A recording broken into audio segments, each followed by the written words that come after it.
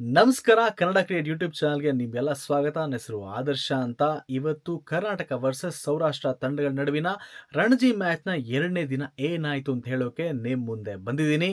ಮೊದಲನೇ ದಿನ ನಿಮಗೆ ನಾನು ನಿನ್ನೆ ವಿಡಿಯೋದಲ್ಲಿ ಹೇಳಿದ್ದೆ ಕರ್ನಾಟಕ ಸ್ವಲ್ಪ ಮೇಲುಗೈಯನ್ನು ಸಾಧಿಸಿತ್ತು ಅಂತ.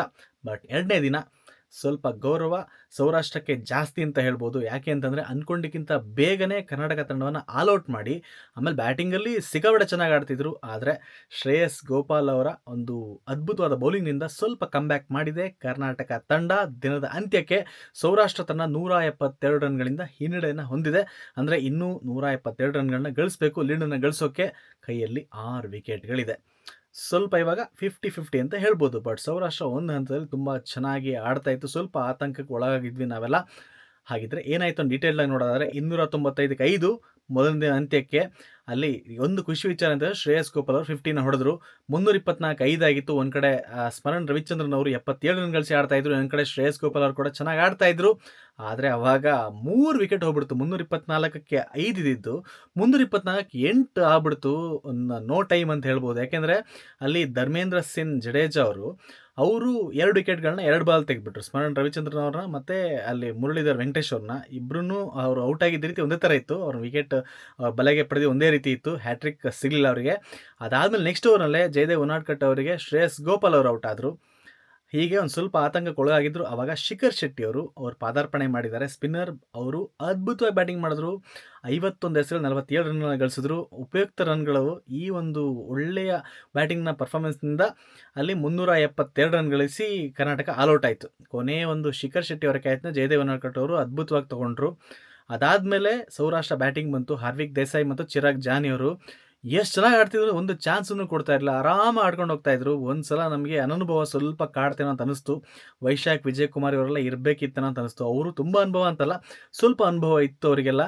ಅಲ್ಲಿ ಅದು ತುಂಬ ಕಾಡುತ್ತೆ ಅಂತ ಅನಿಸ್ತು ನಂಗೆ, ಅನುಭವ ಇಲ್ಲ ಅಂತ. ವಿಕೆಟ್ ಟೇಕಿಂಗ್ ಒಂದು ಎಸೆತಗಳೇ ಜಾಸ್ತಿ ಕಾಣಿಸ್ತಾ ಇರಲಿಲ್ಲ. ಮಯಾಂಕ್ ಅಗರ್ವಾಲ್ ಅವರು ಕ್ಲೂಲೆಸ್ ಆದಂಗೆ ಇತ್ತು. ಆದರೆ 140 ಆದಾಗ ಒಂದು ವಿಕೆಟ್ ಬಂತು. ಮೊಹಸಿನ್ ಖಾನ್ ಅವರು ಔಟ್ ಮಾಡಿದ್ರು. ಅದಾದಮೇಲೆ ಅಲ್ಲಿ ಚಿರಾಗ್ ಜಾನಿ ಅವರು ಕೂಡ ಔಟ್ ಆದರು. ಶ್ರೇಯಸ್ ಗೋಪಾಲ್ ಅವರಿಗೆ ಬೋಲ್ಡ್ ಆದರು. ಅದಾದಮೇಲೆ 2 ವಿಕೆಟ್ಗಳನ್ನ ಅವ್ರು ಎದೈತಿ ತೆಗೆದುಬಿಟ್ರು. ಒಂದು ಅವರು ಕಾಟನ್ ಬಾಲ್ ತೊಗೊಂಡ್ರು, ಇನ್ನೊಂದು ಅಲ್ಲೇ ಕ್ಯಾಚನ್ನು ಸಿಕ್ತು ಅವರಿಗೆ. ಶ್ರೇಯಸ್ ಗೋಪಾಲ್ ಅವರಿಗೆ 3 ವಿಕೆಟ್ ಸಿಕ್ತು. ಅವರ ಅನುಭವ ತುಂಬ ಹೆಲ್ಪ್ ಮಾಡ್ತು. ಕೊನೆಗೆ ಪ್ರೇರಕ್ ಮಂಕಡ್ ಅವರು ಆಡಿದ್ದು 28 ಬಾಲಿ 20 ರನ್ ಗಳಿಸಿದ್ದು. ಆದರೆ ಅವರ ಇನ್ನಿಂಗ್ಸ್ ಸ್ವಲ್ಪ ಡೇಂಜರಸ್ ಅಂತ ಅನಿಸ್ತು. ಇನ್ನೊಂದು ಕಡೆ ವಾಸವಾಡ ಅವರು ಆಡ್ತಿದ್ದಾರೆ. ವಾಸವಾಡ ಅವರು ನಿಮ್ಗೆ ನೆನಪಾಗಬೇಕು ಅಂತಂದರೆ 2 ವರ್ಷದ ಹಿಂದೆ ಅಲ್ಲಿ ಕರ್ನಾಟಕದ ವಿರುದ್ಧ ಗೆದ್ದೇ ಬಿಟ್ವಿ ಅಂದ್ಕೊಳ್ಳುವಾಗ ಅವರು ಮತ್ತು ಅಲ್ಲಿ ಚೇತನ್ ಅವರು ತುಂಬ ಅದ್ಭುತವಾಗಿ ಆಡಿದ್ರು. ಬೌಲರ್ ಇದಾರಲ್ಲ, ಅವರಿಬ್ಬರು ಚೆನ್ನಾಗಿ ಆಡಿ ಗೆಲ್ಲಿಸ್ಬಿಟ್ಟಿದ್ರು. ಅದೇ ನೆನಪಾಗುತ್ತೆ. ಸೌರಾಷ್ಟ್ರ ಅಂತ ಹಿಂಗೆ ಸಿಕ್ಕಾಪಟ್ಟೆ ಹಾರ್ಟ್ ಬ್ರೇಕ್ ಮಾಡಿದ್ದಾರೆ. ನಾನು ಆಗಲೇ ಹೇಳಿದೆ ನಿಮಗೆ, ಕರ್ನಾಟಕ ಟೀಮ್ನ ಫಾಲೋ ಮಾಡಿದ್ರೆ ನಿಮ್ಗೆ ಗೊತ್ತಾಗಿರುತ್ತೆ. ಸೊ ಇದು 2ನೇ ದಿನದ ಅಂತ್ಯಕ್ಕೆ ಶ್ರೇಯಸ್ ಗೋಪಾಲ್ ಅವರು ತಮ್ಮ ಅನುಭವವನ್ನು ಬಳಸಿ 3 ವಿಕೆಟ್ಗಳನ್ನ ಪಡ್ಕೊಂಡ್ರು. ಇನ್ನೊಂದು ಕಡೆ ಮೊಹಸಿನ್ ಖಾನ್ ಅವರು 1 ವಿಕೆಟನ್ನು ಪಡೆದ್ರು. ಶಿಖರ್ ಶೆಟ್ಟಿ ಅವರಿಗೆ ತುಂಬ ಆರಾಮಾಗಿ ಆಡ್ತಿದ್ರು ಸೌರಾಷ್ಟ್ರದ ಬ್ಯಾಟ್ಸ್ಮನ್ಗಳು. ಅದು ಸ್ವಲ್ಪ ಆತಂಕವನ್ನು ಉಂಟು ಮಾಡ್ತು. ಮತ್ತು ವೇಗದ ಬೌಲರ್ಗಳು ಅಂಥ ಒಂದು ಅವಕಾಶವನ್ನು ಕ್ರಿಯೇಟ್ ಮಾಡಲಿಲ್ಲ. ಅಂದರೆ ಅವರು ಚೆನ್ನಾಗಿ ಬೌಲಿಂಗ್ ಮಾಡಿದಾಗ ಇವರು ಲೀವ್ ಮಾಡ್ತಾಯಿದ್ರು ಸೌರಾಷ್ಟ್ರದ ಬ್ಯಾಟ್ಸ್ಮನ್ಗಳು. ಎಂದಿನಂತೆ ವಿಕೆಟ್ಗೆ ಹಾಕ್ಕೊಟ್ಟಾಗೆಲ್ಲ ಚೆನ್ನಾಗಿ ಆಡ್ತಾಯಿದ್ರು.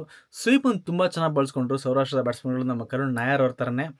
ಒಟ್ಟಾರೆ ದಿನದ ಅಂತ್ಯಕ್ಕೆ ಈ ಒಂದು ಸ್ಥಿತಿ ಬಂದಿದೆ, ಒಳ್ಳೆಯದು ಅಂತ ಅನಿಸ್ತು. ಬಟ್ ನಾಳೆ ಆದಷ್ಟು ಬೇಗ ಅಲೌಟ್ ಮಾಡಬೇಕು. ಮೊದಲ ಇನ್ನಿಂಗ್ಸ್ ಲೀಡ್ ಕೂಡ ತುಂಬ ಮುಖ್ಯ ಆಗುತ್ತೆ. ಯಾಕೆಂತಂದರೆ ಅದು 2ನೇ ಇನ್ನಿಂಗ್ಸಿಗೆ ಹೋಗಬೇಕಾದ್ರೆ ಒಂದು ಪಾಸಿಟಿವ್ ಆಗಿ ಮೈಂಡ್ ಸೆಟ್ಗೆ ಕಾರಣ ಆಗುತ್ತೆ. ಹಾಗಾಗಿ ಆ ರೀತಿ ಆಗಲಿ.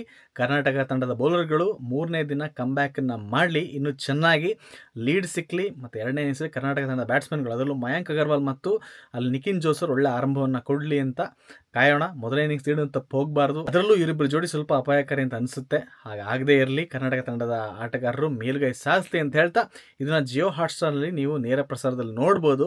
ಇಲ್ಲ ಬರೀ ಸ್ಕೋರ್ ನೋಡ್ತೀನಿ ಅಂತಂದರೆ ಕ್ರಿಕ್ ಬಜ್ಜಲ್ಲಿ ನಿಮಗೆ ಸೆಷನ್ ಅಪ್ಡೇಟ್ಸ್ ಮಾತ್ರ ಸಿಗುತ್ತೆ.